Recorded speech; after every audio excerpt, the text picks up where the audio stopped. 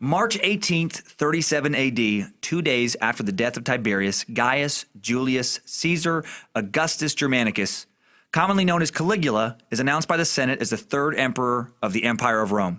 Son of the revered military general Germanicus, great-grandson of Augustus, first emperor of Rome. Just 24 years old, he'll be dead in less than 4 years at the age of 28, but his name will live forever and become synonymous with debauchery, depravity, inhumane torture, abuse of power, absolute corruption, and sexual excess. We're going deep, we're going dark on both the Empire of Rome and its most infamous emperor with a pair of very special guests in this torture-laden edition of Timesuck. You're listening to Timesuck.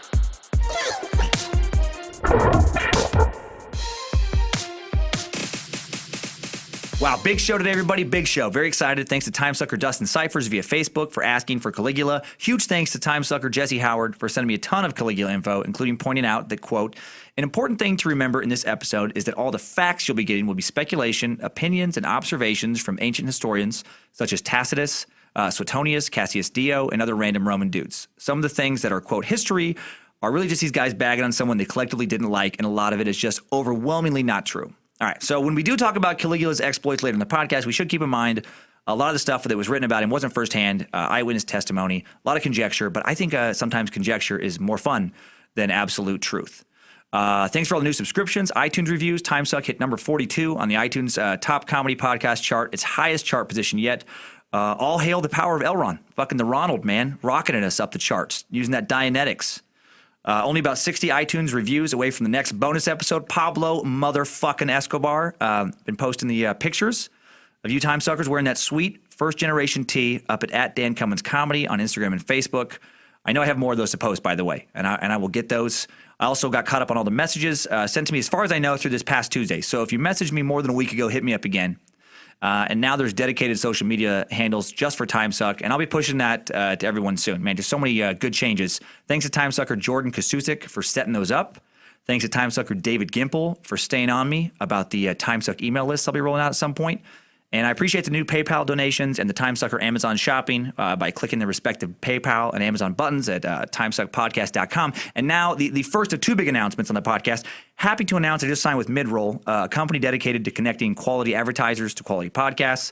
Unlike the other companies that talked to me that I turned down, I have full control to approve any and all sponsorships with Midroll. No pre-recorded commercials. Nope. I read everything. I put it all in my own words. I get to recommend products I trust, companies I believe in, put a little suck on those ads, make them suck so sweet, suck so deep, make them entertaining, get you discounts for cool shit, and most importantly, the podcast gets to survive. Because I love Timesuck, I really love it, but I can't keep dedicating the time I've been putting into it and keep approving it without sponsors, or my family will leave me. It's insane. I love it, but it's way too time-consuming just to do it indefinitely with no sponsors. So it's a literal time suck. So if you want this to stick around for a long time, I hope you do. I do. Maybe even someday get to the point where we can double the suck, have 2 episodes a week. I know that's what you want right now. I would love to do that, but I would fucking just drop dead at my laptop after, I don't know, being dehydrated or fucking whatever, strung out, learning about weird lizard shit. But I want to do that. And you can help me, and it's going to cost you nothing. In order to find great advertisers that fit this show, they need to learn a little bit about you. So please, please, please take a moment. Go to podsurvey.com. That's PODSURVEY, podsurvey.com/timesuck. Podsurvey.com/timesuck. Take a quick anonymous survey. It's going to help us get to know you better. If you're sitting by the computer, do it now. Push pause on this motherfucker. Go to podsurvey.com/timesuck. Take that quick survey. Pretend I have a gun to your head if it helps. You know what? Pretend I have 2 fucking guns, one to each side of your head. No, pretend I'm balancing a third gun on the top of your goddamn precious head. Go to podsurvey.com/timesuck. That's podsurvey.com/timesuck. Take that quick survey. You know, the long-term future of Timesuck quite literally depends on it. And, even if you've taken a podcast listener survey before, you got to do it again for this show. And if you're still not sold, all right. Once you've completed the survey, you can enter to win a $100 Amazon gift card. Keep the podcast going and win a gift card. There's no better way to spread the suck. Sponsorship is the only way to kind of keep on sucking. All right. Now, before we go to Caligula and I introduce 2 very special guests, time for some quick Timesucker updates. Updates? Get your Timesucker updates. Okay, first one, you guys know I can't pronounce shit. And I get a lot of crap about that. I mispronounced a dude's name last week, Neil deGrasse Tyson. I've been calling him Degrassi as if he's the fucking star of Degrassi Junior High, because I don't know how names work. As pointed out by Timesucker JT Henry, it's DeGrasse. No E sound at the end. I'm the fucking worst with names. So, and this episode is going to be a real joy, because there's no fucking Franks and Howards in goddamn Caligula time. So this is going to be a lot of fun. A quick thing on conservative listeners, Timesucker Johnny Frank wrote me the following email. I get a lot of that kind of emails along this line. He says, while I enjoyed the podcast with lighter subjects, the more challenging ones really intrigue and capture me. The Muslim episode was really interesting and eye-opening about religion. While I have Muslim friends, I still don't know much about the religion. If I may suggest that when talking about more conservative points of views, you keep in mind that just like how ISIS doesn't represent the entire Muslim religion, the ignorant, bigoted Donald Trump supporters don't represent all Republican or conservative beliefs. I love how honest you are and open to constructive criticism and different points of view. And, your pal, Johnny Frank. Thank you, Johnny. I do need to address this, I think. I've thought about it for a while. Believe it or not, I'm not against conservatives. I'm not. I do share certain conservative views. I don't want this to make a political podcast. I don't want conservatives to feel like you're getting picked on unfairly. I don't dislike Trump because he's a Republican. If he was a Democrat or libertarian or independent, I'd still fucking not like the guy on a personal level. He just rubs me the wrong way. I just think he's kind of arrogant, thin-skinned, kind of a bully. But that's my opinion. If you like him, fine. I don't give a shit. I don't think all Trump supporters are even ignorant. I think they just choose to focus on the parts of his policy that they like and ignore things they don't like we all do. I think a lot of people are just sick of career politicians. I get that. I don't think it makes you a bad person. Doesn't mean we can't be friends. It's like I don't like fucking Taylor Swift. But, if I'm not going to start cutting people out of my life who fucking think her music's great. That's just my opinion. So if I come across you are conservatives, fucking relax. Just loosen your buttholes. I'm not the enemy. I'm not some crazy liberal trying to take away your guns, because that means I'd have to get rid of my guns. And that's not going to fucking happen, because I got to keep my goddamn neighbor in line. All right? I got some fucking neighbors giving me problems right now.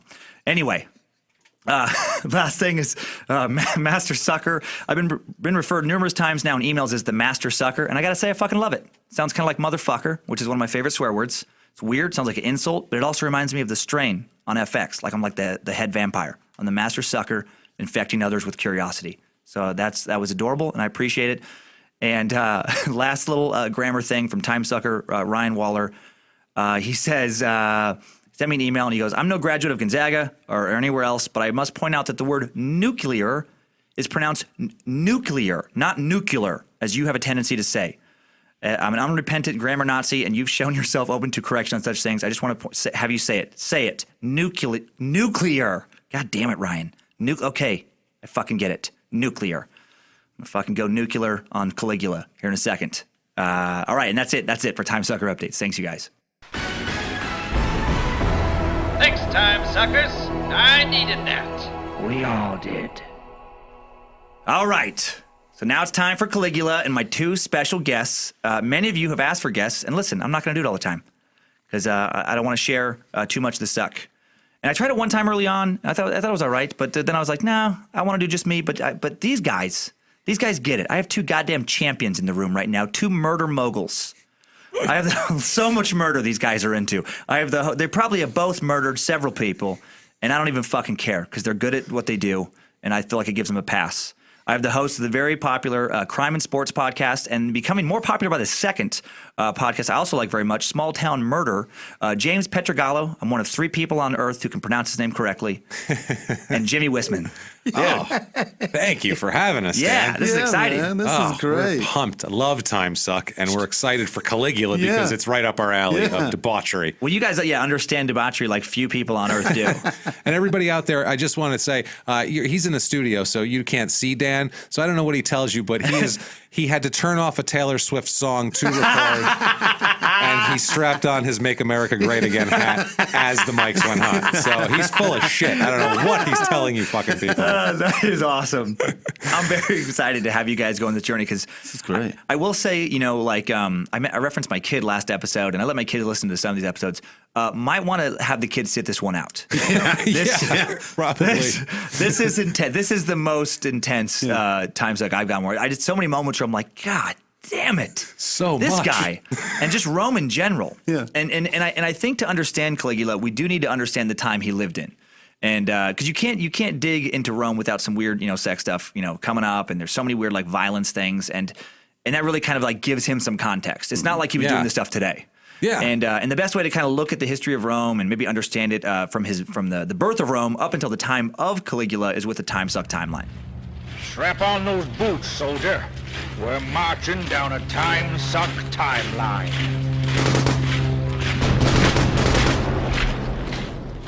753 BC, according to Roman legend, the founding of Rome. Located in the region of Lazio, Rome's origins are traced back to some legend of Romulus and Remus, twin sons of Mars, the god of war. According to Roman mythology, the brothers disagreed on where to locate the new city. Each brother stood on one of Rome's 7 hills. 6 vultures circled over Romulus and signaling Mars' favor. And on April 21st, 753 BC, the city that is now the world icon that it is was founded and named after the winning brother Romulus. I don't fucking buy any of that. No. That sounds dark as fuck. It sounds man. like such a lie because of the exact number of vultures. Right. Yes, So, like, if we make up a very specific vulture amount, people are going to believe this shit. Let's get on this. I really believe that. Romans loved grandiose things about Rome. Like, Yes. you know, they really got into their own mythology. Yeah. You know, Yeah. with this stuff. They got to But- point out that they're better than everybody else. Yes. That's yes. exactly what it Oh, is. yeah. It's Yeah. such a self-contained thing, Rome. Like it's such a weird moment in time and a weird stitch in like what people thought was okay and culture. It's really strange. It was Really so into their fucking own great. legend. Right. If it was so can't wait for fucking this. great, why did it fall? You know Well, what I mean? exactly. Yeah, exactly. It took a while. It took a while to fall. All So that you got rape going. will kill you after a while. Yeah, can't survive on that. Well, I do believe that Romulus was probably a real dude. We think, you know, the weird bird shit probably never happened, you know, all the Seven Hills stuff. But around 753 BC, it did begin as like a rural settlement, you know, some kind of like tribal people in the area. And then they kind of quickly started kind of turning it into a city, building temples in the style of the Etruscans and incorporating key elements of Greek culture. And then by 509 BC, it became a republic, and it would become an empire by the end of the BC period, as it went, into the era of the emperors. Yeah. But it's in the beginnings. I didn't know this. Rome was governed by kings initially. It was, if he was indeed a man and not just a legend, Romulus supposedly was the first of these kings. Yeah. From 753 to 509 BC, 7 kings who ruled Rome at the beginning of its history. You know, started with Romulus from 753 to 715. After he died, the next 4 kings were elected by Romans, so it wasn't like a traditional monarchy in the sense of by birthright. Bloodline, right. Yeah. They always say Greece is the first democracy. Is this pre-Greek democracy? No, I believe the Greek democracy was before the Roman, all the Roman stuff. Yeah, 33 or something like that. Yeah. Well, this is BC. Oh, that was That's BC? true, though. We're This is going BC. hundreds of years BC. I can't remember where the Greek timeline how it lined up. Posers. All they got Greek is fucking posers. all they got is God damn, yogurt. I always thought it was Greek first, but yeah, I can't remember. Yogurt and John Stamos. That's your fucking claim They to do got fame, some good fuckers. yogurt. They They're got some hiding yogurt. something under all that hair. I knew it. Bastards. Well, the 6th king, Servius Tullius, he inherited the throne. And then the 7th, Tarquinius Superbus, killed Servius Tullius to gain the throne. And unhappy with Superbus's taking his throne by force, the people of Rome revolt. And then they're not interested in kings anymore. And by the way, all these names, Superbus is spelled Superbus. That's awesome. Like Superbus, just Superbus. And at first, I thought that was how it's pronounced. And I was like, what kind of Roman name is Superbus? It's a terrible name. Sounds like an eccentric founder of a bus line, right? Or like the extra long bus in New York Yeah. that carries more passengers down I'm the line. Tarquinius Superbus, and I provide the smoothest rides. or a small bus that brings the handicapped elderly people Right. to the mall. You know what I mean? The It's the Superbus. super bus. Come on, guys. The Superbus. Don't travel by bus, travel by Superbus. Because it can lift their walker onto it with the thing. That's it. Super. Look. Super bus. Grab your SSI check. We're headed to the food court. Jump on the fucking super Go to the bus. slot machine. Super bus. Let's go. Well, during this monarchy period, the initial Senate, the famous Roman Senate, is formed. The government that would inspire, a million toga-themed frat sausage parties gets going this way. And what it's most known for, under the early monarchy, the Senate developed actually as an advisory council containing the heads of greater and lesser families. By 509 BC, there's about 300 of these dudes giving the king their advice, support. I'm assuming threats to withdraw support. So basically, it was just a political, an early political thing of like, there's the king, but he wants to keep all these tribal people happy. Yeah. So he lets the head of each household have this advisory role, and and I'm sure there was a lot of like, excellent point, Tarquinius. I'll keep it in my mind for sure, Tullius. Well spoken, Dolores Acusius. What the fuck is your name? Because just whatever. Yeah, where's Superbus? Let's Where's get his Superbus? opinion. Where is he? So Where's Superbus? It's like Tammany Hall fucking 2,000 years earlier, Yeah, basically. yeah. It's like a corrupt New York City police or political. It's like a little town hall. That's how it starts, this Yeah. advisory thing. Well, after old Naughty Pants, King Superbus is booted, a republic is formed in 715 BC. The word comes from the Latin words res publica, which means public matters. Res publica, excuse me. I don't know why I fucking put a Spanish tilt on that. Just throw an S in there. It's matters of state. And now the Roman Republic has three branches of government: the legislative branch of the Senate, those 300 citizens from Rome's patrician class, the oldest and wealthiest families of Rome. You know, because just because the king's gone doesn't mean they're going to give up their seats now. Yeah. They're like, yeah, we're getting rid of the king, but we're gonna fucking stay. We're still rich. Yeah, Here, we're come still on. rich. It's essentially the Senate. Right, exactly. Yeah, It's the same exactly. shit. And the Senate's the most powerful branch of the Roman Republic, and they hold their positions for life. Oh, wow. You know, must be nice. No re-election campaigns. It's terrific. You know, not a lot of incentive, I feel like, to do a bang-up job. That's what I was thinking at first. You know, like, what are you going to do, fire me? You know, I hold this shit for life. But then I'm sure their comeback was, oh, I can fucking kill you then. Yeah, I'll just poison you. That's Right, fine. I'll work. I'll work. I'll kick you down a fucking well. We only lived to like exactly. 32, so no big deal. That'll be over soon. For life, We'll yeah. wait them out. No big deal. For life, you're going to get worms and die anyway. We don't care. No biggie. Well, then in the response to the king, in place of the king, they had, and this lasted a long time in Roman kind of government, is the two consuls. And they were elected yearly, held their position for 1 year, and they had almost kingly powers, but their powers could cancel each other out. They didn't want one dude to have too much power anymore, so they had it split into two dudes, two consuls, who could, again, veto each other's. They had to agree on stuff. And again, they re-elected every year, and they did have a lot of power. They could decide when to go to war, how much taxes to collect, what laws were. Oh, wow. And the Senate's advised the councils, and in general, the consuls followed the Senate's advice. Because, again, the Senate doesn't have legislative powers per se, but they're wealthy people. They're holding a position for life. Yeah. If you're a consul, you're like, I'm out in 6 months. I'm going to fucking listen to what this guy has to say so he doesn't make my life hard. And then when after I get leave. out, he can He's gonna help take me. care of me. Exactly. Which is what they did. Which you know? is, it's a president collecting speech fees when he's done. Yes, Yeah, exactly. exactly. Yeah. Yeah, it was very detrimental to your health to kind of like, push against the Senate too hard. Yeah. And then there was the judicial branch was the praetors who acted as like, judges. And in the beginning of the Roman Republic, all of these positions came from the patrician class, from the rich and the wealthy. Yeah. And then, they've been running shit since the beginning of time. And there was 4 classes for Rome. There was the patricians, the highest of the 4 classes. There was the lowest class, which was the slaves, no rights. Second from the bottom were the plebeians. The plebes were free, but no one gave a shit initially about what they thought. Yeah. They could fucking sell bread in the market. You can have your little spaghetti stand, Luigi. But the fucking grown-ups are talking to the Senate. Just be thankful you've got that fucking spaghetti. Do you see that man over there? Do you want to be him? Yeah, exactly. Just fucking be thankful for that spaghetti. What happened to Super Bus? Yeah, exactly. Taking old people to the mall. Come on, guys. And then there was the equit class, sometimes called equestrian class, kind of like Roman knights, and they were rich dudes who didn't quite have as noble of a birth as the patricians. They're people with some money, but they don't have a say in shit. Yeah, they were like second class nobles, and they were kind of like also initially formed as like a cavalry. Like they were as a they did good things. They donated enough money to the Senate, whatever. You get a fucking horse. Yeah, if we need to call on you in times of war, you take your horses that we've given you, and now you're not a plebe anymore. Right. Nice. So that's the 4 classes. Well, in 494 BC. The plebes thought, like, hey, how come we're the ones fucking fighting the army? We're the ones, doing all the wars, trying to expand the glory of Rome. We get no say in the government. Oh, the poor. Look at them. Yep. It's so cute. They think they get it. Yep. They figured it out. Yeah. And then the Senate was like, well, that's the way shit works, motherfuckers. But then the army was like, all right, well, that's fair. If you guys want to have that, we're going to go leave now and just found another city. Oh, shit. And they threatened to all leave. And that's when the Senate was like, you know what?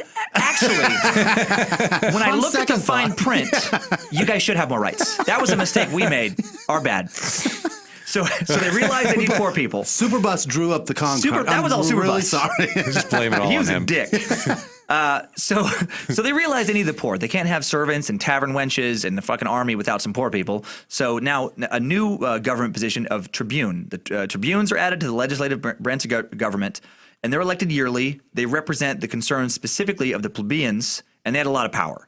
Basically, like they could veto any law. Like in America, like if you wanted to somebody to have the position to be able to veto any law Congress makes, that's a tribune, and they had 10 of these. Okay. So they have 10 of these people who can be like, no, that doesn't work for us.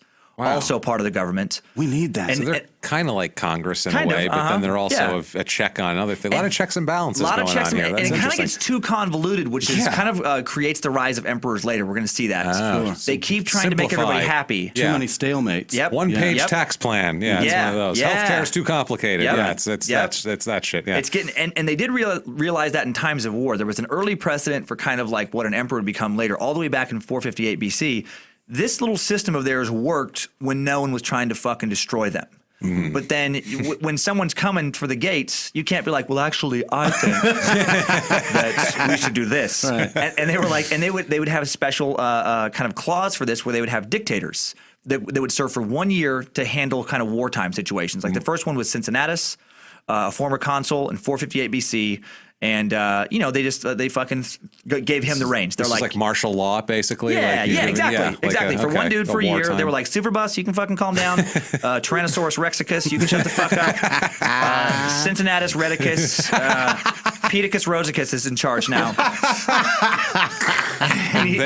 Thou shalt all have this haircut of thy bull on thy head. Thou shalt all slide into first at any opportunity.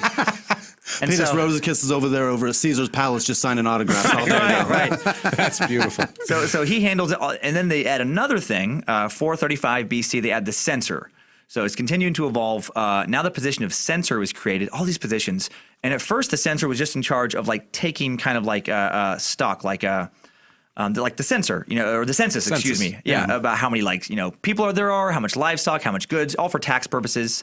They took the census. This then evolved into also assigning the recognition of who qualified for like the equestrian rank, keeping of public morals. It was this weird thing where they could be like, no, you're in trouble. You're not upstanding or upholding traditional Roman cultural values. More rape out of you, goddammit. Yeah, You exactly. are banished. Exactly. They could administrate finances of the state, superintendents kind of public buildings, erection of new public works. They got kind of more and more power as they evolved. And they had the power of degrading every citizen to a lower rank so that they could expel senators from the Senate. That's too much. Deprive That's too much power. Deprive the equites of their horses, remove ordinary citizens from their tribes, all kinds of stuff. Oh my God, you could ruin somebody's life. Yeah. And that's where censorship comes from.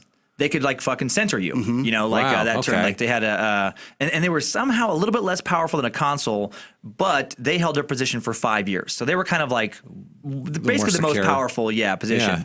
And then also all these positions, once you were done, kind of like that, I'll scratch your back, you scratch mine. You didn't hold the authority of your position anymore once somebody else took it, but you kept the level of prestige for life. Yeah. You weren't going to be a consul or a censor for a year and then go back to being fucking spaghetti stand operator. Yeah. If you're president, you're Mr. President for the rest of your life. Exactly. Same kind of thing. Same deal. But because of all this and the way they're doing and all these back scratching, they're creating a huge bureaucracy. For sure. The government's getting bigger and bigger and bigger and more fucking people on the payroll.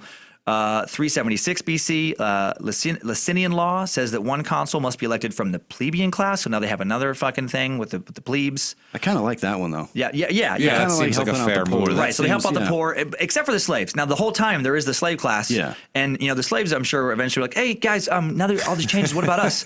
And then it was a nice bonding moment for the patricians and the plebes and the equestrian class to be like, have a good laugh together. And then fucking be like, shut the fuck up, kill a few of the slaves to set an example for the rest. Just for fun. Just for fun. But to do it together for the first time. Well, that's nice. Teamwork is important. It brings everyone together to kill a couple of slaves. Yeah. Now, is this the time period? I'm sorry to stop. Is this the time period where they would do the switch off every year? They would do the slave master switch deal. I didn't get into that. Like the slave. It's crazy. I was reading about this months ago. Yeah. And a lot of stuff kind of comes and goes in Roman culture. Okay. Like a fun take your daughter to work day kind of thing where you just like switch roles and you're like, you get to run the company. The masters serve the slaves and they have big parties and they put out big elaborate feasts for the slaves. It's one day a year they do this. That couldn't have went well. No. I mean, but I bet for this, I couldn't have went well in the sense that like if a slave got a little cocky and was like, actually, I would like my bread a little more toasted than that. They'd be like, okay. And they'd have a nice toast that night, and the next day they'd be fucking dead. They would murder it them. happened the day that the slave decided to take his liberties and bang the master's wife. Yes. That's the day that it happened. Yeah. He's like, I'm you. I get to fuck her. And he's like, wait till tomorrow, sir. Wait till tomorrow. And they did have that right, by the way. There was no crimes against slaves. You could do whatever you wanted with them, essentially. God. So 287 to 133 BC, the plebes gain more and more political power, but it doesn't help the life of the average kind of plebeian citizen. For example, like kind of during that period, Rome does a lot of fucking fighting. They booted Carthage's armies out of Sicily in 264 BC, destroyed Carthage in northern Africa by 149 BC, conquered the Iberian Peninsula where like Spain and stuff is, 218 BC, fought the Germanic people, kind of pushed them around a little bit, the Celts. The Macedonians, many other did a lot of fighting. Wow! And while they're doing all this fighting, it's the poor class they're the legionnaires and the legion. They're doing all this fighting, and so they're unable to tend their farms for long periods of time, and they end up fucked up. They end up losing, even though they're doing all this fighting, they end up losing their land. You know, they can't tend the farms. Things like that. And then the noble class is like, well, we'll fucking buy your farm then, you know, at shitty prices. Yeah. And so there becomes this big kind of, corrupt imbalance of wealth in the town. Like the housing boom bubble break. Exactly. So there's all these, countless farmers. And then by the time that the war is kind of over and things are stabilized, well, now you have all these people who are just fucking poor. And now they're kind of like dependents on the state. They don't have their farms and everything. They lost their farms. It's oh my God, it's identical to housing bubble break. Yeah. Homeless people giving up shitty houses. Shanty towns popping up all over the place. And you can think about that with America. Like, what if we just, gave up on all of our military stuff? That'd be a lot of people unemployed. Oh my God, yeah. And all those people who were out in Europe doing all these different things, or in Northern Africa, now they've come back to Rome, and they're like, well, what do I do? Yeah. Yeah. Wow. Okay.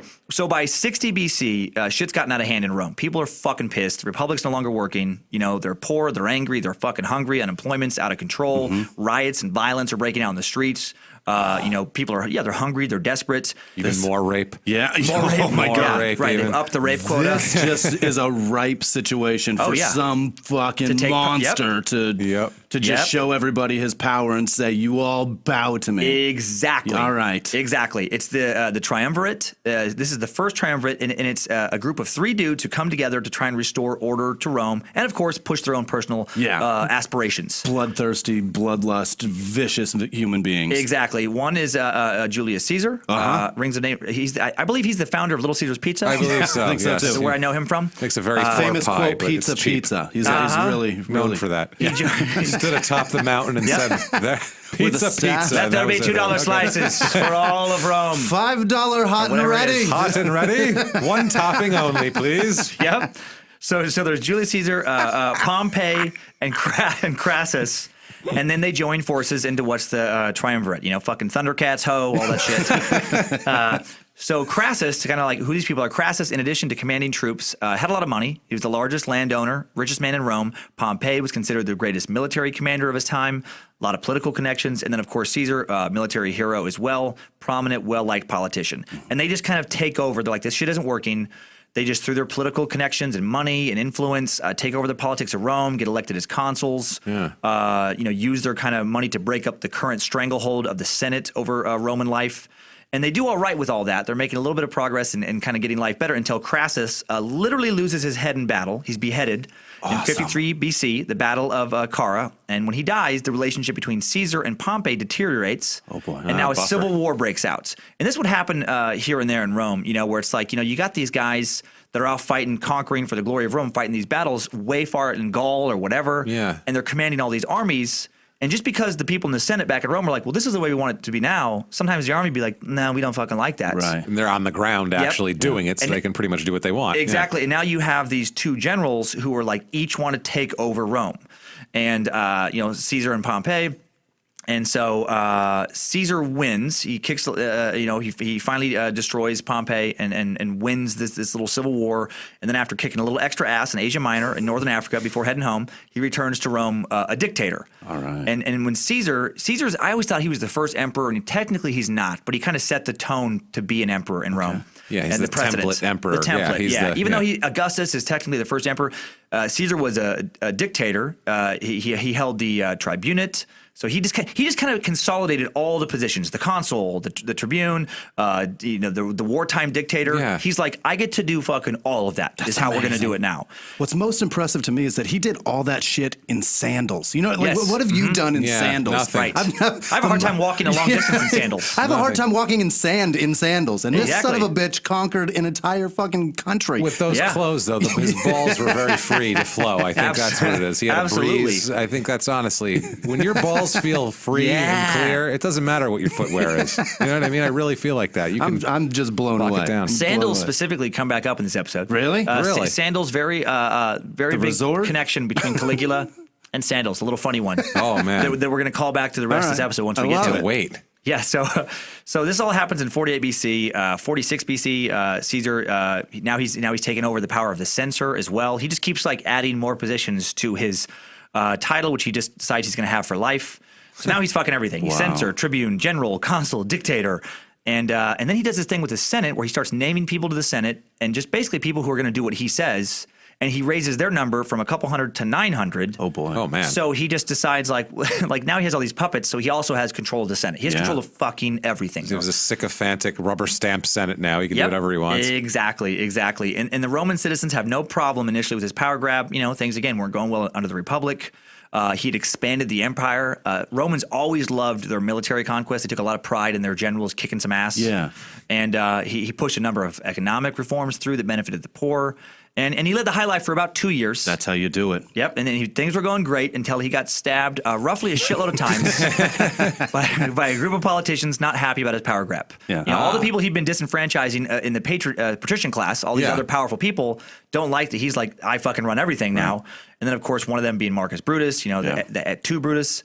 Nice. So after his assassination, Marcus Antonius, Mark Antony, forms an alliance with Caesar's adopted son and great nephew. Dude. Bad dude. Holy shit, was he a bad dude. Gaius Octavian, along with Marcus Lepidus, they form an alliance known as the Second Triumvirate, and they hold powers nearly identical to the power Caesar had. And then the Senate and assemblies remain powerless even after Caesar had been assassinated. And then the conspirators were then defeated at the Battle of Philippi in 42 BC. Eventually, Antony and Octavian fight each other. Again, another civil war kind of, you know, these guys can't fucking share power. Yeah. Antony's defeated the naval battle of Actium in 31 BC, commits suicide with his lover, as we heard, Cleopatra. And now we get to the first emperor of Rome. So there's like scrambling of what are we going to do? Well, 29 BC, Octavian returns to Rome. Now he's the unchallenged, kind of like Caesar did before. Right. He gets back from his battles. He's the unchallenged master of the empire. And then he accepts from the Senate the title of Augustus, the exalted one. Oh, and I feel like that was a political move by the Senate where they're like, fuck, man, we got another guy who's going to run shit, but let's see if this guy will work with us a little bit. We'll honor him. Yeah. We'll brown nose. Come on, let us do a couple things. Yeah, let us pass a little of this. We'll get on board with what you're doing. Yeah, it's a exactly circle jerk here they're having. Exactly. And Augustus is the great nephew and adopted son of Julius Caesar. These guys were so related, and they did a lot of adoptions in a different way in Rome, which is kind of why these people became so interrelated. They would just be like you could be 45 and you could have your buddy, like you have a position of power and you have a buddy who is like 40 and you're like, you're my son now. I'm going to adopt you. That's amazing. Because then it put that person in line for the throne. They could do things if they wanted. So there was a different type of adoption. Lineage. Exactly. They handpicked a lot of shit that way. Jimmy, you're my son now. You better be a great judge of character because if you fuck up a guy that's 40 that maybe is a master manipulator, it could ruin fucking everything forever. And that does. That's another Caligula thing. These people made some very strange picks sometimes. Very strange Very picks. suspect. Very suspect. We all do in our personal lives, and this is no different. No different. Well, Augustus, by all accounts, was a great emperor. His reign was a golden age, every respect. He restores peace, causes the economy, the arts, agriculture to flourish. He has an ambitious building program initiated. I love when they tell all this in books and stuff, but they don't tell the body count that created that unbelievable thing. You know what I mean? Because in his wake is the thousands of bodies. It's just a pile. Yeah, there wasn't a labor union. No. There were slaves who were like, hey, man, you're going to build that fucking cool thing. And we're going to literally work you to death. You'll just die. We'll just keep rolling right over you. Don't worry. Oh, yeah. You'll make a nice road with for that us. exact cadence and everything, with a very charming smile. And we're literally going to work you to death. Having smoke breaks building the Coliseum. No. They weren't getting time and a half. No 15-minute union mandate. No. Oh, Jesus. You work or fucking be beaten to death. Hey, I'm in golden time here. You really want me to go pick up that? Actually, sorry, buddy. We're going to...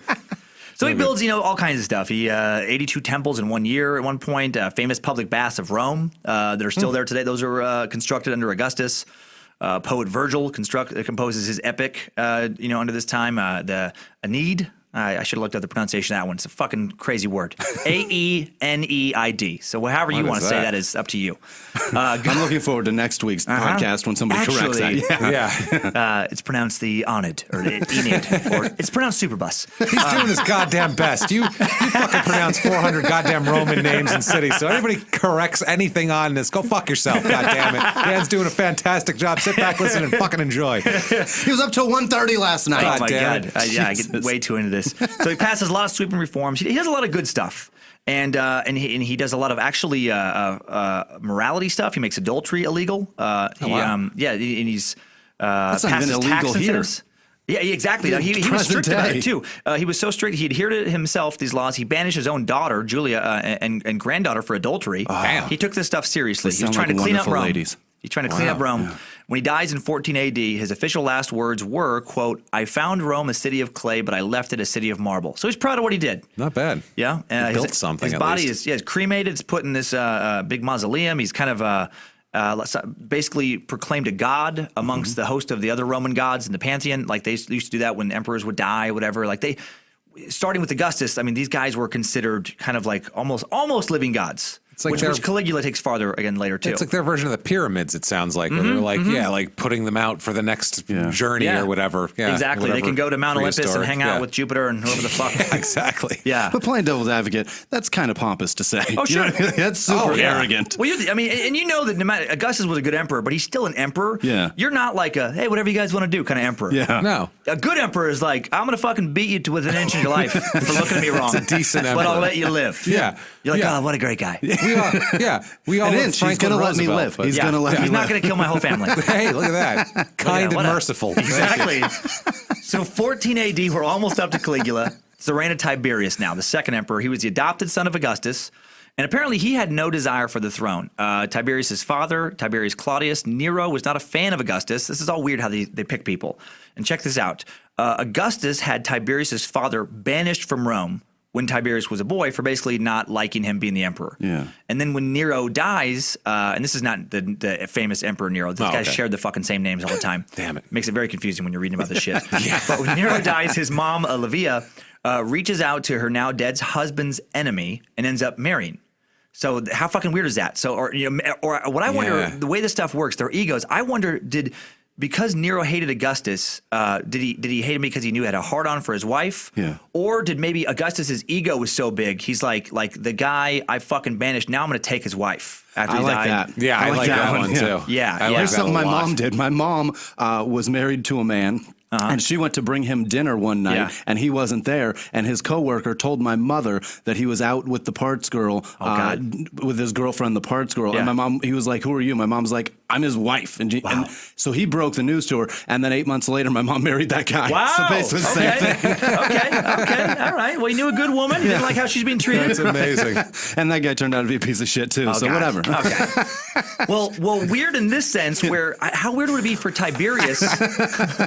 How weird would it be for Tiberius to grow up in the home of the dude who banished his father? Horrible. So that's weird. That has to be so strange. Yes, It was, right? It was really tough for me. It really was. So, does he play extra catch with him? I know, just to make sure. No, he come on, doesn't. buddy. We're Let's cool, go right? outside. Yeah, come on. We're cool, right? Well, cool. it gets even worse for Caligula. This is a pattern.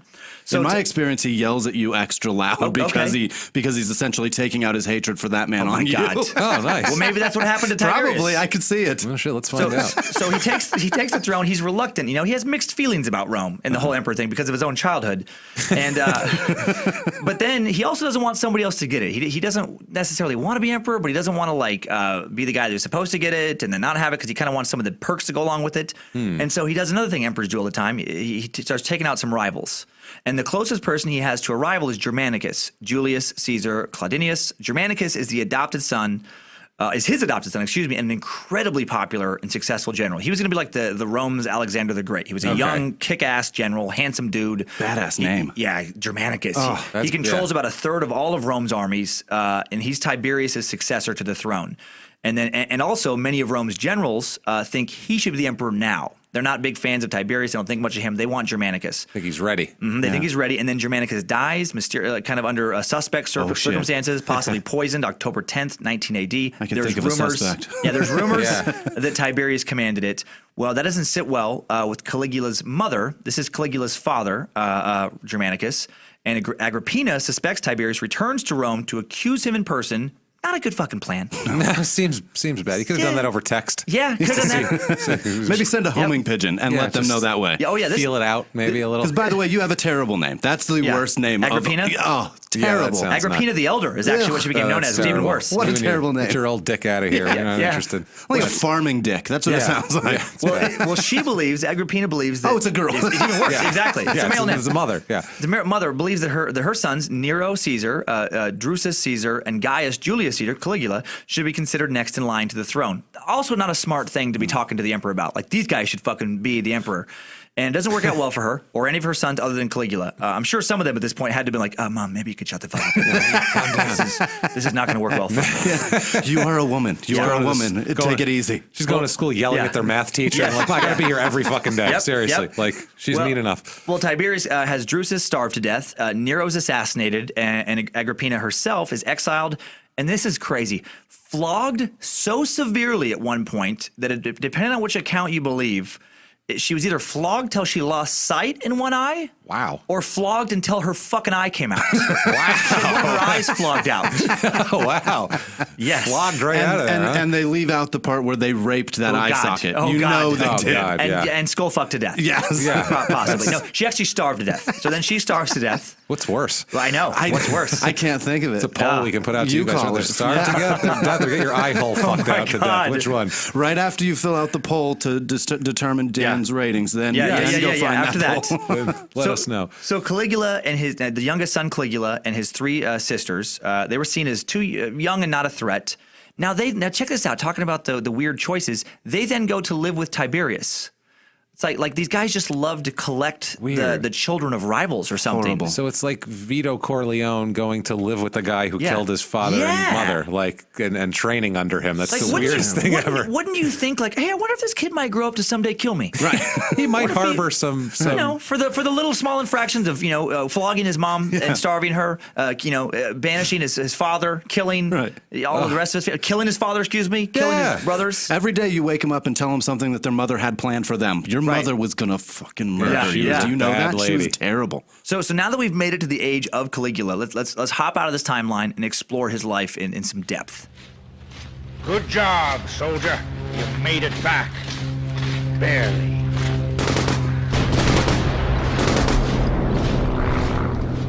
All right, so now we're with Caligula. He was born Gaius Julius Caesar Augustus Germanicus. They loved a long fucking name. Good God. On August 35th. What a business card. August 35th. He was born. They had extra 4 days. There's a bunch different back August 31st. That is a heavy business card with ink, by the way. Oh Holy my God. shit. You could have 2 cards. Here's my first business card with part of my name. Here's the rest of my name on the second business card. You done reading that first one? Here you go. August 31st, 12 AD. He's born in Antium, just outside of Rome. Again, biological father is Germanicus. He was the great nephew and adopted son of Emperor Tiberius. They're all like weird fucking convoluted bloodlines. Great grandson through adoption of Julius Caesar. Augustus was the adopted son of Julius Caesar. So they're all kind of, Tiberius was like Augustus' son-in-law. Caligula was Tiberius' great nephew. Fucking wow. Roman noble family trees are fucked up. They're so confusing. Does this also come with property too? Would you like adopt someone because they're going to be the inheritor of another piece of property? I'm and sure. they're all going to kind of how people business moves. Yeah, like like rich people marry each other to create an empire. Absolutely, Yeah. absolutely. Exactly. Okay. To keep it where you want it. Interesting. Okay. But then you end up with all these weird uncle, daddy, sister, aunt It's dangerous kind of situations. And here's how Caligula got his nickname.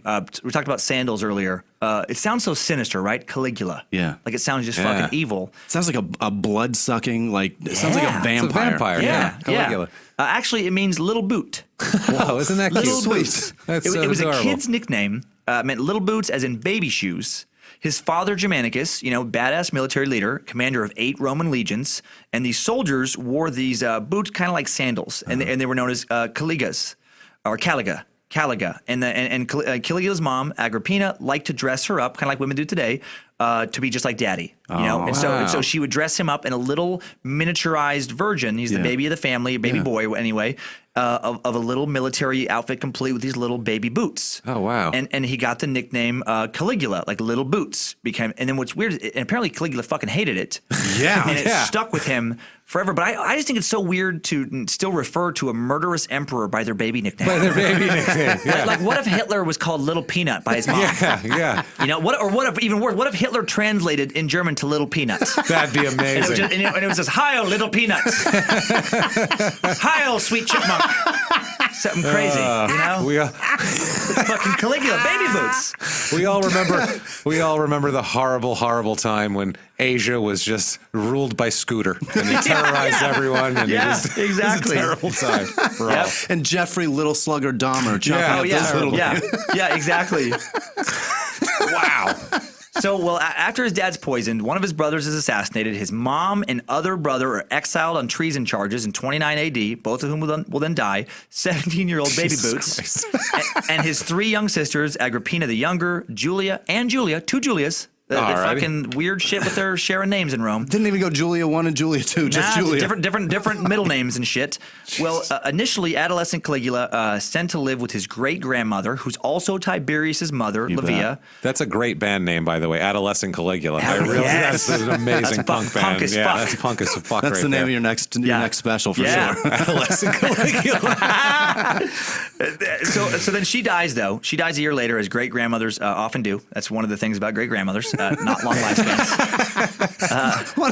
One of the great things, you guys.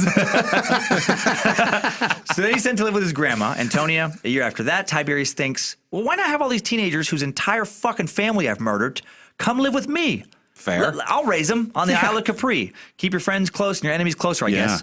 No one really understands why Tiberius kept them alive. Historians even Roman historians, even by our standards, that's fucking weird. And something sexual. Everything but it's all something to do with sexual, I feel like. It was man boys, and it was weird. So they grew up in this palace, but they were also kind of like prisoners. Like, they were treated well, but they weren't allowed to leave. Mm-hmm. And according to historians, Caligula was an excellent natural actor, and recognizing danger, he hid all his resentment towards Tiberius. An observer said of Caligula, never was there a better servant or a worse master. So he was really good until he became emperor about just being fucking cool to stay alive. Yeah. Caligula, Smart. Caligula claimed later he did have a plan to kill Tiberius with the dagger in order to avenge his mom and brother. However, having brought the weapon into Tiberius' bedroom, he did not kill the emperor, but instead threw the dagger down on the floor. Suetonius, which is one of the main historians, Roman historians of Caligula, claims that although he didn't kill Tiberius with that dagger, Caligula was already cruel and vicious by that point. He writes that when Tiberius brought Caligula to Capri, his purpose was to allow Caligula to live in order that, this is a weird quote, prove the ruin of himself and of all men, and that he was rearing a viper for the Roman people and a phaethon for the world. Now, a phaethon is a reference to a Roman god, by the way. It's the son of Helios, who borrowed a chariot of the sun, drove it so close to Earth that Zeus struck him down to save the world.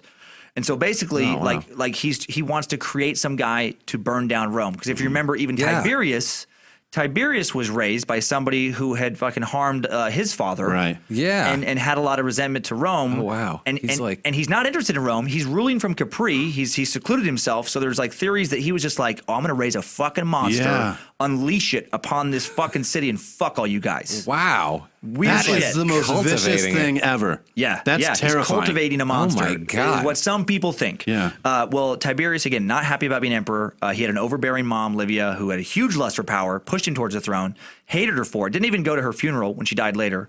And again, he hid away at Capri, the Isle of Capri, 250 kilometers from Rome, only accessible by boat. He viewed the Senate as, quote, men fit to be slaves, passed his responsibilities as emperor to the head of the Praetorian Guard, this guy Sejanus, a man who came to think of himself as a true emperor until he got a little, too fucking big for his britches. And then Tiberius had him killed. I was gonna say, let me guess what happened to him. He retired to Florida and just kind of relaxed for a while. He started a little like a scuba rental place on the beach. That his days. That's nice. Saw his grandkids once, twice a year. Tiberius was like, you can do my job. That's cool. But don't think you're me.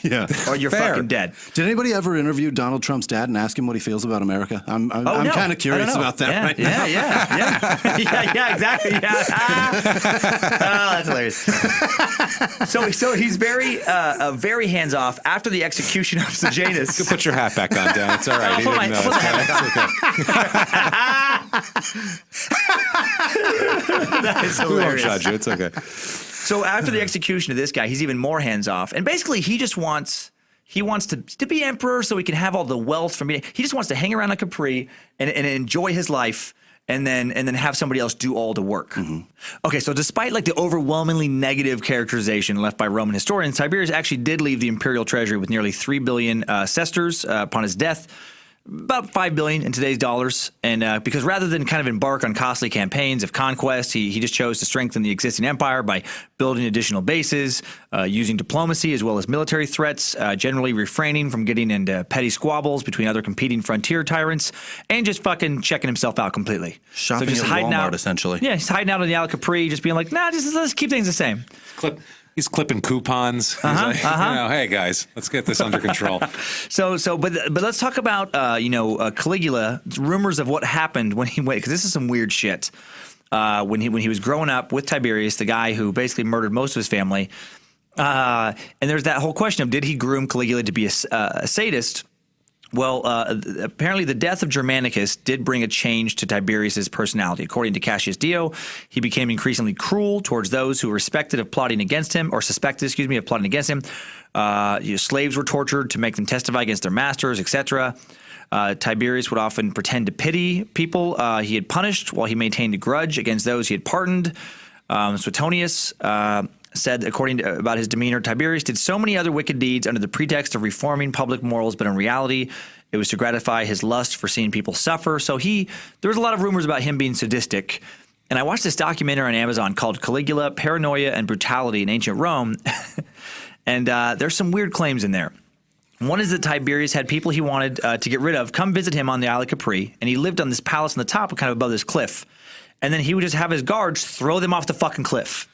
Then be like, problem solved. So it was basically he did like a Vlad the Impaler, where he'd like, no, come over to my house, big feast, and then we're gonna put your heads on spikes. Right, like, right. That's what he and did. I'm gonna fucking throw you off the cliff. Ballsy. And this is the weirdest thing. Make you really think twice about what you bring over as a thing. Absolutely. Like, what should we bring? No, we got to bring something good. Really, seriously, that's a long fall. Absolutely. Now this is one of the weirdest things I've just ever read. Period about anything in my entire life.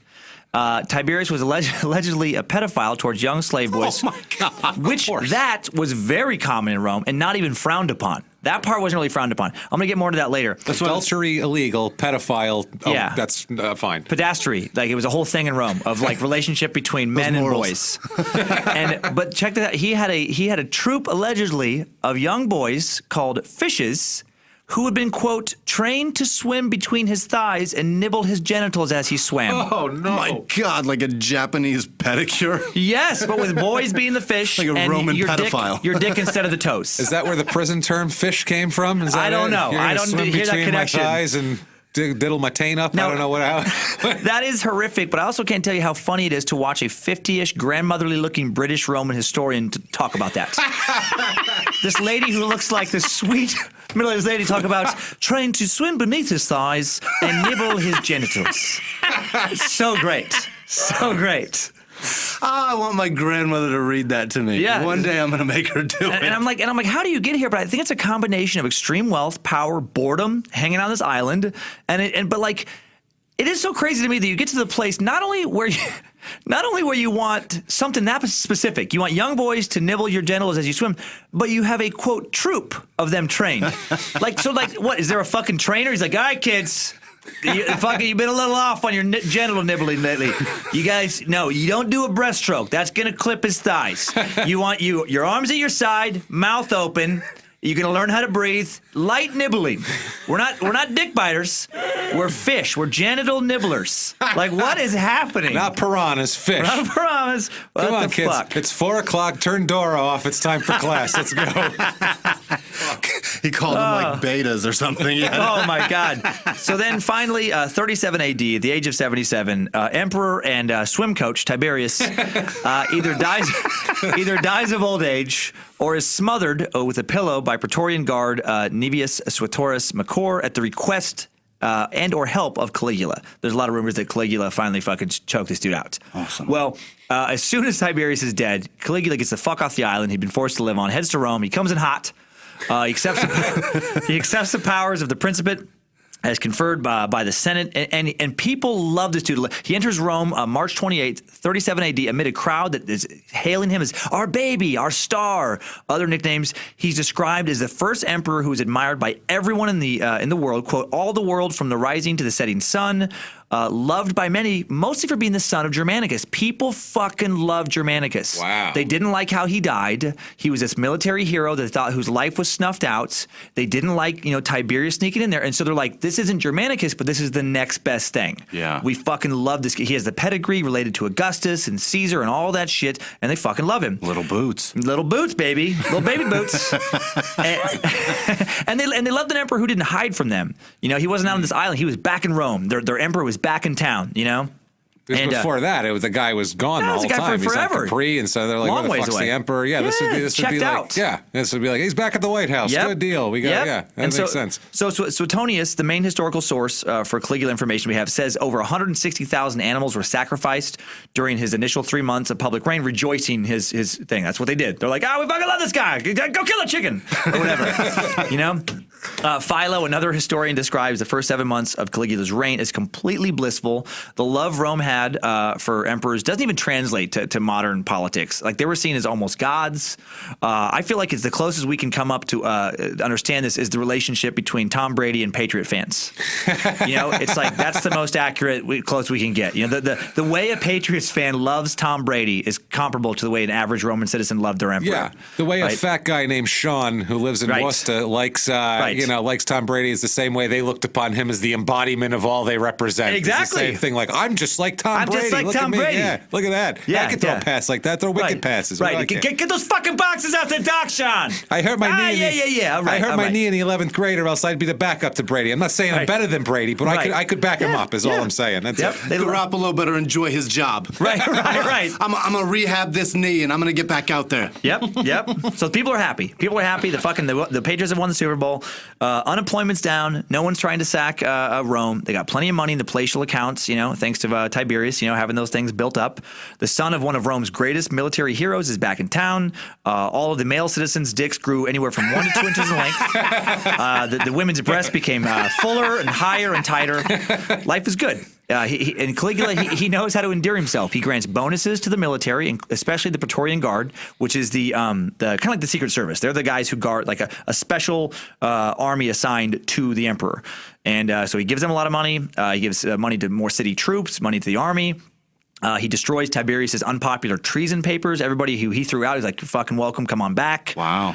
Tiberius was not a big fan of the gladiatorial games. He puts those back on, really gets those going again, lavish spectacles. And that was a weird thing with Romans. They really didn't like that about Tiberius, It's like, dude, what's up with you not wanting to watch slaves be forced to kill each other? Why don't you want to chew on some fucking snacks while a dead-eyed gladiator, slave spears a fucking giraffe baby? What's wrong with you? It's 2017. I'd pay to watch that now. Right. Yeah. I want where they flooded it and they had sea battles and naval that's battles. amazing. I want this. I want to see that. Absolutely. So all kinds of crazy stuff. He fixes some tax things, makes it better for the poor. A lot of things to make him popular. But the merry reign of Caligula, short-lived. He gets very ill in October of 37 AD, and rightly or wrongly assumes that he was poisoned. Mm-hmm. And things start to fucking sour. Because remember, his dad Germanicus was rumored to have been poisoned, and he becomes increasingly paranoid that there are people trying to take the throne from him, which is not a fucking entirely crazy thing. People are like, oh, was he mentally ill? People were always trying to kill the emperor. Right. So there was some legitimacy to his paranoia, but he also takes it further than most, and he has his cousin, adopted son, Tiberius Gemellus, executed. An act that outraged Caligula's and Gemellus's mutual grandmother, of course. She then commits suicide, but early historian Suetonius again thinks Caligula poisoned her. Check this out. He has his fucking father-in-law, Marcus Junius Silanus, and his brother-in-law, Marcus Lepidus, executed. How does that sit with your wife at home? Wow. But that's amazing, though. There's a lot of people out there that are would like, like that's to do not a that. bad idea. Not a That's bad not a idea. bad idea. He knew what he was doing, this guy. Yeah. Also, too, I get that it's, paranoia is rampant and for a Yes. reason. Yes. But at the same time, you also live in a time with no refrigeration, no FDA. There's no health standards here. Right. People get sick. People get sick. People get sick all the time. You're eating bacteria constantly. There's no way to keep this shit fresh. Absolutely. The other point is that no matter who you murder or poison, somehow or another they're related to you. So it doesn't. Yeah, well, that's true. a lot of people are related to each other. All of them are your brother-in-law. Yeah, All of that's them. true. That's true. Well, he does spare one male family member, his uncle Claudius's life, because just because he's a dick, essentially. Claudius was crippled. He was born partially deaf, or had an accident. He was partially deaf and had a limp. And he basically keeps him around to fucking pick on him and laugh at him. He would encourage dinner guests to throw shit at him when he fell asleep. He just fucking kept this guy alive to mock him. Jester.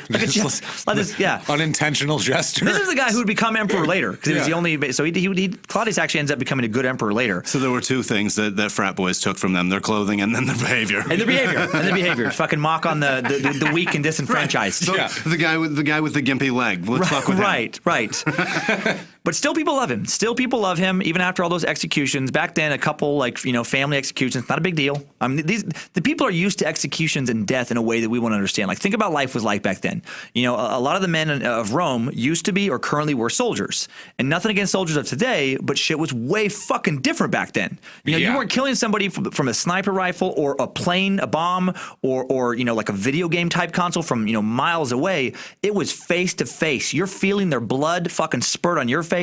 Brutal death was a way of life in Rome. And back then, people died at home. Yeah. So you saw people die all the time. It wasn't like now where you don't see anybody die. They People go to a trying to hospital sack and they Rome. die. The fights on the streets. You're fighting outside of Rome. There was lots brutality, of death. Yeah, it's absolutely. just how it worked back Swords. The most common way. I mean, it's so crazy. And even the people who didn't fight, think about the gladiatorial matches.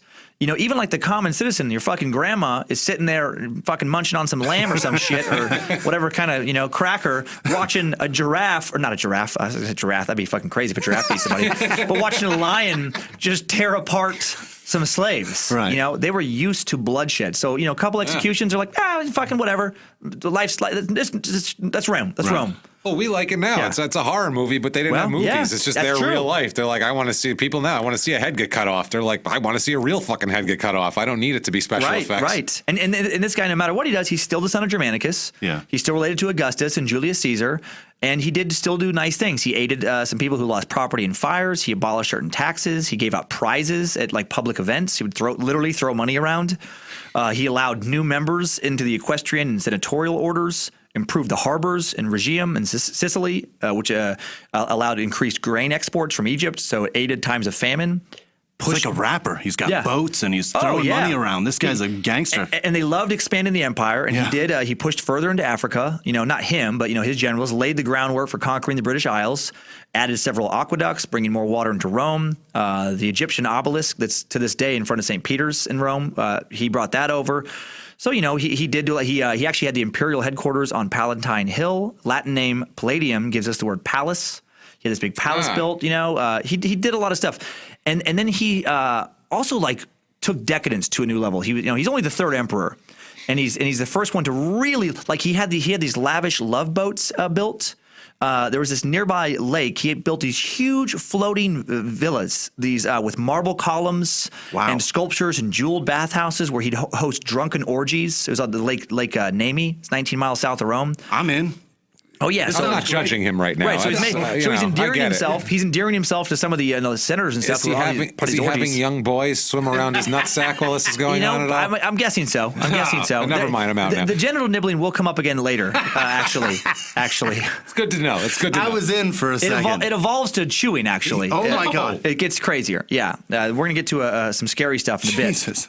But again, when we're talking about these insane things, remember how insane life was for Rome in general. Like that Lake Nemi, for example, or Nemi, excuse me. There was a sanctuary of Diana. This is this crazy story I read. It was a decorated temple. One of their gods, Diana, in a grove of sacred trees. And this priest in charge of this temple was the so-called king of Nemi. And the current king of Nemi got his job only by killing the previous king of Nemi. That was the only way. No application to fill out. No, oh, you're here for the priest position. Well, fucking kill that guy. That's how you get it. And actually, there was one more step. If you wanted the job, you had to find Diana's sacred tree. You had to pull a branch off with your bare hands. And if you did that, it's fucking on. You get challenge accepted, and you get to fight the current king and either die or you become the king. And Caligula apparently participated in this ritual, just forcing one of his slaves to fight the priest in charge. But so you find whose tree? Diana's. Diana's tree. And is this like common knowledge of where this is? Or is this just like a broke version of King Arthur? Is that what this is? No, you could just, I mean, it happened a fair amount, but I'm just using that. And it's one of many random stories. Okay, I got you. Where it's just like to show that, like, yes, he's crazy, but also the times are fucking crazy. Like, he didn't invent that ritual. This is shit that's already going on. Yeah. So, but he did even take it further. Like, remember earlier I talked about, like, emperors were seen as almost gods, like Augustus. After he dies, then he goes to join the other gods. Right. Well, Caligula's like, I want to take that further. He's like, fuck, wait until I'm dead. I'm God now. and he just presented himself as a living god, and he would just go into temples like the Temple of Jupiter, and where people are worshiping, like, equivalent to some kind of church, and he would hang out by the statue of Jupiter and be like, well, you can fucking worship me too. Wow. He would just hang out in church and kind of demand to be worshipped. So he's like running North Korea, basically, is what he's doing. Because that's exactly what that Kim family Jong-un, is. They're thought of as gods. They're thought of as divinely sent there to rule them. Absolute megalomania. It's the same thing, right? Yeah, he's going into that where he's God now. He will do what he wants, whatever the fuck he wants. But it is crazy. He would have the heads removed from various statues of gods and replaced with his visage, like a bust of his head. It's comparable to if, like, okay, let's say if Trump went into like some church, a Catholic church, like, get fucking Jesus' head off. Yeah. And now it's the crucifixion, but it's Trump's head. Right. And I want Melania's head on the Virgin Mary. Right. Like, that didn't sit well with the people of Rome. But although I could see him taking all the Obama pictures and just putting his face on. Sure. That's more normal. Hide his hands. Hide his hands. But again, they give him a pass. They're still giving him a pass because he's the son of Germanicus. He started doing weirder and weirder shit. There's this rumor, shows up a lot, laughed off by serious historians, but worth mentioning, where he wanted to have his favorite horse, appointed as consul, just to mock the position. It's going to be Caligula's horse is now the fucking consul of Rome. Is that why he did it? So it wasn't just crazy. They don't know. Okay. Some people think he was just joking, and it got convoluted through history. Like, he was just like, "Oh, you guys fucking suck so bad. I'd rather have my horse do it." Yeah, and then that became the thing. Yeah. But we don't know. He might have actually been like, "No, I want my fucking horse to be the consul now." Was he sitting there like, you know what? Sparky's got some good ideas. I'm not going to fight. Right. He's told me some things, and I agree with them. I'm not going to lie. He did take the sex stuff very far. That's hilarious. Yeah. Like, this is how Trigger eats that apple is going to be the decision. That's how it is. He turned his new palace into a brothel. He would love to dress up in women's clothes. He loved sex with women and men. Supposedly, this was a thing that was in one of the documentaries. This term is so crazy. I watched this one thing where it said he, quote, wore out his male partners. I don't know what the fuck that means. Does that mean like he wore out their buttholes? or even more impressive, or even more impressive, he wore out their dicks on his butthole. Right. Did he rock that thing to a stub? To a stub. Did he whittle it? Fucking power bottom. Did like he have a butthole whittle? Right there. Yeah, power bottom. Hardcore. Yeah, hardcore. Was he himself a fish and he nibbled it to a nub? Yeah. These are all answers. These are all questions I want answers to now. Again, the nibbling stuff's coming up. Yes. Supposedly, again, he had sex with men, women, virgins, slaves, other aristocrats, married women, children, girls, boys. So he was a lot of things. Impotent wasn't one of them. He would have made a fucking hell of an endorsement for Viagra. I'll fuck all night. I'll fuck your sister, your mom, your fucking brother, her brother, your mother's brother, the paper boy. Because they're all related to me too. Right. Everything gets fucked. Every butthole gets wore out with Caligula's Viagra. I'll show you this is not Little Boot. I'm going to show you. Right, yeah. You will not call me Little Boot. God. Oh, my God. Yeah, now, again, there's no way to be certain about these depictions. And he starts, there was a rumor that he looked like, one thing I read, he looked like a goat. People thought he looked like a goat towards the end when he started getting a little unpopular. And he would get so pissed off about this comparison that goats were not allowed to be mentioned near him. and if you did mention a goat near him, executed. Absolutely. You were put Amazing. to death. Now, there's no way to be, certain about these depictions. I mean, but again, I want to create some context. Rome was very sexually liberal. For example, this is one of the most disturbing things I read about this. It was considered natural and unremarkable for men to be sexually attracted to teenage youths of both sexes and pederasty was condoned as long as the younger male partner was not a freeborn Roman. And pederasty, god damn it. Someone I'm sure will fucking, I'll get 15 emails. Pedastry, yeah. Pedastry is defined, thank you, is defined as sexual intercourse. I love that you know that. As sexual intercourse. Actually, it's pedastry. It's very common and accepted. Very common. Pedastry is defined as sexual intercourse between a man and a boy. So basically, in Rome, at this time, boy fucking not only is legal, not a big deal. No. As long as the boy is a slave. Super accepted. I read things where like there would be written accounts of like arguments between one was like this senator and his wife, and she offered him up like anal sex to keep him more faithful or whatever, and he's like, boys' buttholes are way better than yours. like that was his like comeback at her. He's like, what? No, and you could do whatever, Jesus just like Christ. because slaves had no rights. You want to fuck a slave? Not a big deal. How dare you assume that your butthole's as tight as an 8-year-old? How dare you? But it was like homosexual, heterosexual, that kind of difference. There was not even terms for those in Latin. It just like Really? they were completely sexually just open. It's just at called the time sexual. of Caligula. What are you doing, Dan? Yeah, right. But even by Roman standards, Caligula took it too far, and this is a common thing with him. Even by the standards of the day, he fucking took it too far. Like one way, he supposedly humiliated the aristocracy was to have lavish dinner parties. He'd have a bunch of senators and their wives and stuff come over, and then like he would just pick a wife, one of the senators' wives, be like, come here. He'd walk out of the room with her, and then so they could still hear him. He was in here to fuck the wife. Like at the dinner that the husband and wife are at. Within earshot. Within earshot. Come back in and then degrade how she was in bed. Be like, man, you fuck that all the time? That's gross. Wow. Like just to show them, I will do whatever the fuck I want to do. I'm God. Oh my You'll God. take it. You will take it. You have a problem with that? I'll fucking kill you. I am living my life so wrong. I could be doing such amazing things. He was allegedly fond of saying, one of his favorite sayings was apparently, quote, let them hate me so long as they fear me. Like that was just kind of his mantra. And there was also a bunch of rumors that he went to bed with his sisters. Most people think that was just kind of slander, but whatever. Of everything, though, I read about Caligula, the allegations of torture are the ones that disturb me the most. Apparently a fondness for torture. I'm going to list off the worst ones I came across and admit there's no way to verify any of this stuff happened, but some of it could have happened. I'm sure all it of did. He's wearing out buttholes at that kind of rate. He's terrifying. So He's banging another senator's wife right around the corner, and then coming back and telling him that her vagina smells. Like he's a terrible man. We weren't there, but if 10% of this stuff was true, he's one of the worst people ever. Yeah. You know, and so let's get into the worst stuff I read with some super scary stuff. Super scary stuff.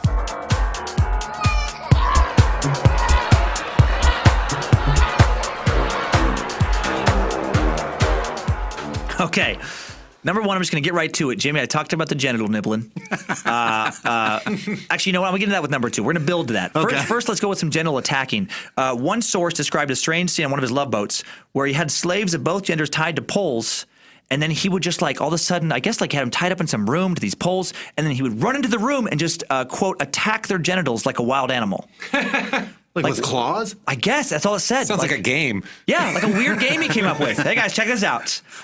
Watch me try to rip that off of you. What's the game? That is the. How do you attack a genital? I think again, it's just like doing whatever he wants to do.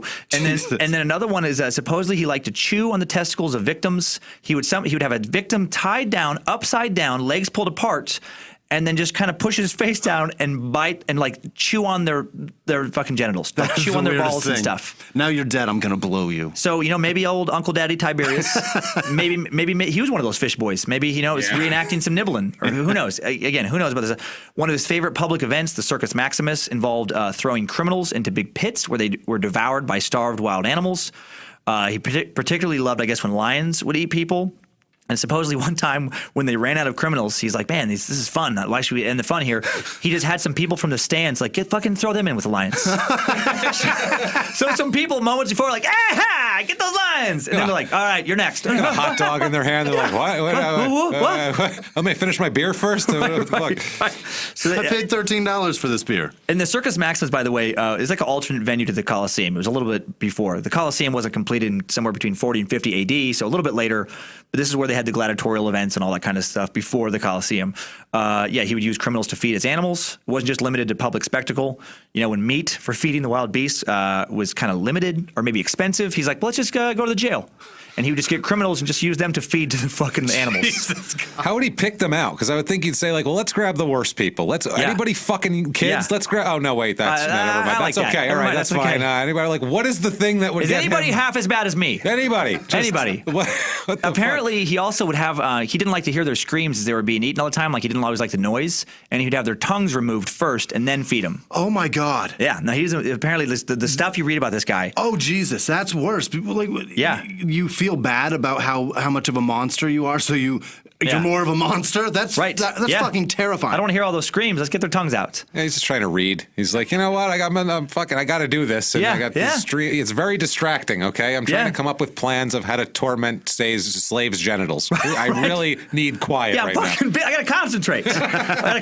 Keep it down. One of Suetonius, again, the historian's many accusations of extreme cruelty Caligula committed was when a senator had the balls to label him an enemy of the public.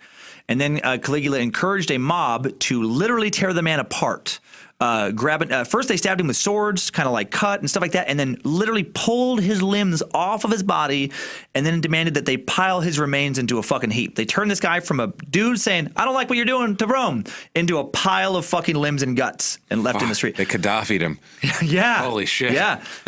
Sometimes he liked to prolong torture, and he'd give numerous small wounds inflicted by slight and frequently repeated strokes, telling the torturer, quote, strike so that he may feel himself die. Oh, my God. He burned people alive. One time, some writer tried to slip in a joke into some play about him, like some double meaning thing, like a sneaky joke. Satire. Some satire. He didn't care for it. He has a little crowd gather in the amphitheater, and they fucking burned that guy alive. Well, in his defense, it was probably a hacky joke. Right. Pussy means two things. Right, a cat and we okay, get in the fucking pit.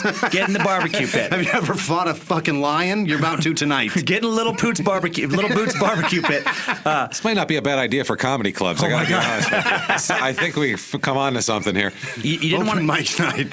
You didn't want to steal from Caligula. At one time, apparently a slave stole some silver from him. He had the guy's check. This is so fucking horrific. These are my favorite moments, by the way, in your podcast when you pause to brace people for the atrocity you're about to say. Yeah, even if you had the kids listen to this point, again, maybe if your kids were okay with the fishing, maybe this one. He had the dude's hands cut off, and then connected together with like a rope.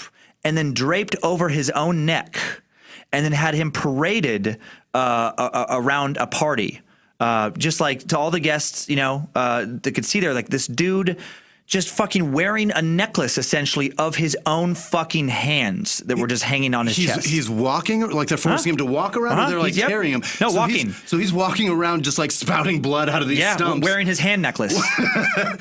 Jesus God. Yeah, I mean, they may have cauterized, they didn't say, to keep him alive longer. Yeah. I mean, some of these things are so cartoonish, you don't know. But again, these are all like historians about 100 years later saying like, well, this is what we heard. This is what we fucking heard he did. The original Vietnam ear necklace. This is the fucking worst. This is the worst fucking one. Everything I've said so far, this is so... I don't even know how you get more horrific than this. Okay, this is one time some Roman citizen was dumb enough to insult him in public to his face. So what he does is he has the guards tie the man down, he beats him with chains, and then before he kills him, he sends other guards to find the man's family. Get the whole fucking family out here. One by one, from oldest to youngest, in front of this fucking guy, he executes his children. The crowd's disgusted. Apparently, they start to revolt. Caligula's like, no, you're going to fucking watch this. And apparently, there was some weird, there was one last remaining kid, a 12-year-old girl, and there was, according to Roman law, Caligula couldn't execute a virgin, apparently. So he's like, I'll fix that. Oh, no. Orders one of his guards to rape the girl in front of the mob. Oh, my God. A girl who just watched her family be executed, then kills her. Wow. Then the fucking and then kills the fucking dad. The whole family's gone. What was the insult? He was like, you look nice, but he said it in a weird way. Yeah. He's like, you look nice, Caligula. And Caligula's like, that didn't feel sincere. Love those sandals, buddy. Love them. He's like, I don't think he was sincere about that. The guy was like, this Gouda tastes great. You say fucking Gouda? You know how I feel about goats. And then, but I don't know. We don't know. Holy shit. Let's his tales of sadism are again, they're fucking legendary, and that is plenty of super scary stuff. That's a hell of a tale. Super scary stuff. Super scary stuff. Super scary stuff. So eventually, pissing off a lot of important people gets Caligula killed. Even worse than fucking senators' wives, though, and telling them about it, he was about to spend all of Rome's money. He was blowing through the money. All the money Tiberius had saved. Caligula was, he was thrown on lavish love boats, bribing soldiers to love him, literally throwing money around to make the citizens like him. He was draining the Roman treasury faster than he could replenish it through taxes and extortion. And so before he ruined Rome, a conspiracy is formed between the Praetorian Guard, the Senate, and the Equestrian Order. Late January 41 AD, Caligula is stabbed to death along with his wife and daughter by officers of the Praetorian Guard led by Cassius Chaerea. And thus Cassius Dio notes Caligula, quote, learned by actual experience that he was not a god. That's a great quote. That's a great quote. And then he's the first Roman emperor to be assassinated. So then after his death, the Senate attempts to use his death as an opportunity to go back to the Republic. But Chaerea tries to persuade the military to support the Senate. But then soon after Caligula's death, his uncle and last surviving male member of Caligula's family, the dude he used to mock, the crippled guy Claudius, a man spared by Tiberius's killing just to mock him, he is named emperor by the Praetorian Guard. And because the military, and check this out, it always comes down to like self-interest. The Praetorian Guard, who have become more powerful even under Caligula, which is a guard that only exists to serve the emperor. Well, if there's no more emperor, there's no more Praetorian Guards. Mm-hmm. So they're like, fuck that. Like, if this goes back to Republic, we all lose our jobs. Job security is a motherfucker anywhere in any economy, time, and self-preservation. And, Yep. So that's what keeps the Senate going. And that just goes to show that the guy that you make fun of and the guy that you taunt and the guy that you fuck with will eventually be your boss. So be careful whose forehead you draw dicks on when he passes out. That's right. That's right. But what's crazy to me, though, is apparently after all this debauchery, he's still loved by the public and they grieve his loss. To appease the public, all of those involved in the actual killing of him and his family are found, tried and executed. And then Claudius takes the reign. And I guess by all accounts, Claudius did a good job. He conquered Britain for Rome. He built a few more aqueducts. He hosted some gladiator battles, built tons of roads. And he introduced walruses to Italy, which remain there to this day. Milan is actually Latin for city of walruses. So I didn't know that. How about that? Mostly because it's not true. That part's not true. So the walrus part's not true. You son of a bitch. But everything else. Walruses. I was 100% blown away right there. Walruses. Oh my God. But that is Caligula. My grandmother's from Italy. I was about to literally call her after the show. Is this fucking true? Does that mean City of Walruses? City of Walruses. She's like, Mo, what are you talking about? She just smacked me next time. Hilarious. So that's Caligula. That's Rome. And again, life was a little different back then. And I think a lot of his exploits he did a lot of horrible shit, obviously, but they're more shocking to us now because of the context we live in. Like if he did, if just anyone was fucking by a high-ranking politician was murdered in the street, that's crazy. If anyone's tortured on video by a politician, that's crazy. But again, back then, this shit did happen all the fucking time. Constantly. But what's crazy to me, though, is about Caligula is even by the debaucherous standards of the day, he stood out for being like significantly debaucherous. For centuries, his name has been synonymous with overindulgence and evil abuse of power. And why did he do it? Why did he take it that far? Some people think mental illness, maybe. To me, though, maybe he was just a kid who had most of his family at a young age murdered or exiled by the man who would then raise him and supposedly groom him to indulge in his worst fucking interests. And then this young man who has these dark desires indulged and who's experienced so much tragic violence is given unlimited power over the most powerful city and nation of the world, the same nation that tore his childhood apart. Maybe he wanted him to pay. Maybe he's a fucking sociopath. Maybe he was created. We'll never know. But what we can do. Let's take one last look at the crazy life of Little Boots, Gaius, Julius Caesar, Augustus, Germanicus, Caligula, with some top 5 takeaways. Timesuck top 5 takeaways. All right, number 1, Caligula may have been many things, but impotent was not one of them. No one knew the ins and outs of Rome in the 4th century AD better than Baby Boots' dick. That may be the best takeaway ever. Number 2, a lot of emperors were revered as gods after they died, but Caligula took it a step further, decided he was a living god. And now we know that if you want to kill God, you just fucking stab it. Number 3, Caligula was really into openly sleeping with powerful men's wives, which, as it turns out, is a great way to end up getting stabbed yourself. Number 4, a lot of references to genital chewing floating around Caligula, which is, even if it's not true, very strange thing to be associated with. I've researched a lot of weird shit over the past 6 months on Timesuck. Only Caligula has led me not once but twice to genital chewing. Number 5, Caligula, the man who'd grow up to burn people alive and either fuck or fuck up just about everything in sight, was once a cute little baby, dressed up to look just like his daddy, right down to his little matching baby boots. What a good reminder for all of us to never, ever trust a fucking baby. All right, parents, sleep with one eye open. That little tote of joy you're raising might just be Caligula. Oh, shit. Timesuck Top 5 Takeaways. All right, thanks for listening to another fun episode, everybody. Cleveland coming up this weekend. I'll be at Hilarity. San Fran coming up next month. Many more cities. Go to timesuckpodcast.com. Click on stand-up tour and more. Also go to timesuckpodcast.com to see pics and links corresponding to today's show. That's also the place to head to the shop to get that first edition Timesuck t-shirt made out of 600% pure muskrat labia.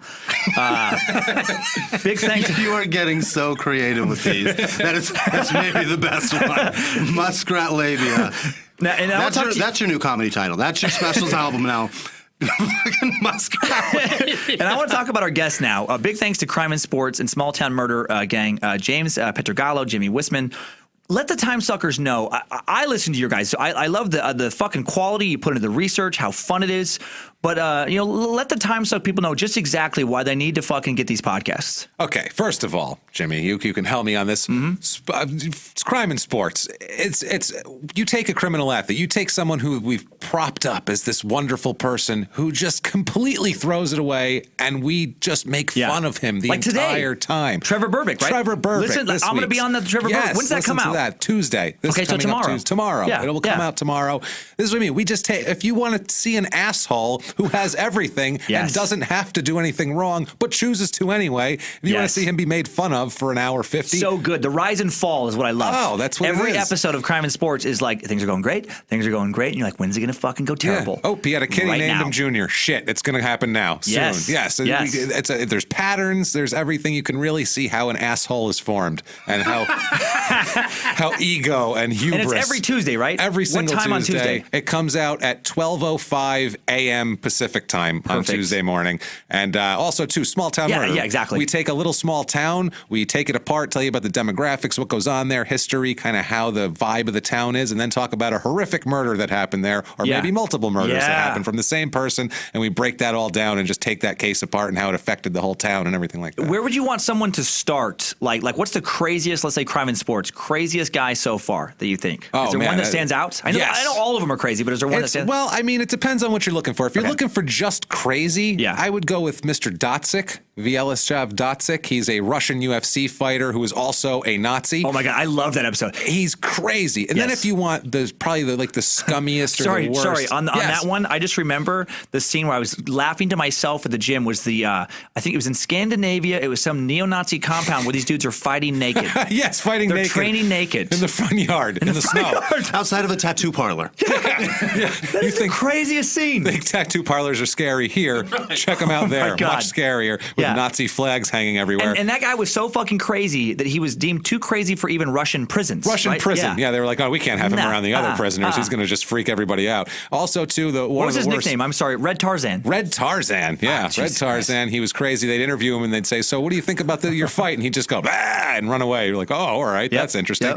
And also, too, we had a guy, Eddie Johnson, a former basketball player who was arrested over 100 times and then finally for raping an 8-year-old girl. Oh, my God. So, yeah, he was like Caligula of basketball. So that was a fun one, too, obviously. The best part about Eddie is that then after his arrest and public broadcast of it on the news, a douchebag named Skip Bayless happened to pick up the news, and then he went ahead and flashed a picture of a different Eddie Johnson that still played in the NBA, ruining his career. Oh my God! If you Google search Eddie Johnson rape, you will get the wrong Eddie Johnson first. You'll get him first. You'd think that guy would have a lawyer be like, can you fucking please Jesus Christ. fix the search engine? I believe that he did do some sort of lawyering to get something done because It's out there, though. Yeah, it's out there. It's definitely out there. If another And then Dan you don't Cummins fucking raped a kid, and then you search for that one, and it's like, hey guys, come to my comedy show. Yeah. don't poke the bear. So then if you don't like those, Okay. you may enjoy a man named Bruno de Souza who was just recently back in the news because what he did was knocked up a Brazilian porn star. Oh, and yeah, I remember you did talking about not that, want to too. pay child support after the child was born. So he went ahead and chopped up the mother after torturing her and then feeding her meat area of the body the to dog, his dogs right? Yeah. and then buried the bones and the hard stuff in concrete. So then he went to prison for that. Mm-hmm. And then after 7 years, he is now out and playing soccer again. Jesus. Signed just recently to a new team. So that's what I mean. It's craziness Yeah. and it just take all true stuff. somebody down and 100% true Yeah. and research to the point Yeah. of lack of sleep. So Well, thank you guys so please. much for being on here, man. Where should people go to find their podcast or more about you guys? You can find them on iTunes or Audio Boom or iHeartRadio and Stitcher. You can find them pretty Yeah. much everywhere that podcasts are found. You can learn more about us on crimeandsports.com once that comes up. So It'll Okay. probably be up while you're hearing this, actually. Okay, so. great. That's great. And you can find me at Wisman Sucks, WHISMAN Sucks on Twitter, Instagram, and Snapchat. And James, I'm at Jimmy P is funny, and follow us, follow the shows, and goddamn, we love doing this show. Dan. Awesome, man. This was so much fun. Thank What a you. fun special edition Thank of you. Timesuck. Go get Crime and Sports and Small Town Murder. And the last thing I say, please take a second. It'll take less than a minute to fill out that survey at podsurvey.com/Timesuck. That's PODSURVEY.com. Timesuck, one word. Can't stress enough how important this one survey is to the future of the podcast. It can live for years and years with sponsor. It's on life support without them at some point. And again, that is podsurvey.com/Timesuck. And thank you in advance for being the fucking best, you guys. All the emails are so great, and I hope one of you sincerely wins that Amazon $100 gift card for filling out that podsurvey.com/Timesuck little fucking survey. if you love Timesuck like I love Timesuck, Yeah. please do it. I'll be doing it with you. So Yeah. I'm in the running against you to get this gift card. God damn it. I'm gonna do it myself. It's anonymous. They don't know that I'm the host. I'm gonna fill a survey out for my own fucking show. Real quick, let's go back to one of your episodes that you just covered. A man named Blackbeard. Yeah, that's right. Who was the dickhead of the sea. If you haven't listened to that episode, go back and listen to it. Yeah. The man that killed him is a man named Maynard. And my family, going through this episode So with all these crazy. bloodlines, my great whatever grandfather is Mr. Maynard, who circumcised the dickhead of the sea by taking his head off his body, hanging it on the front of his boat, and then sailing into Charleston Harbor with it. That's my family. Yeah. And he is as ruthless as Caligula under the pretense of the law. I hope the 100 pounds that Governor Spotswell gave him for that fucking Blackbeard head has trickled down to you in some way. One day, maybe. We'll One see. day. Oh man, that was great. I remember getting that text. That was so great. You guys, thank you so much for listening. Again, podsurvey.com/Timesuck. Have a great week. Keep on sucking.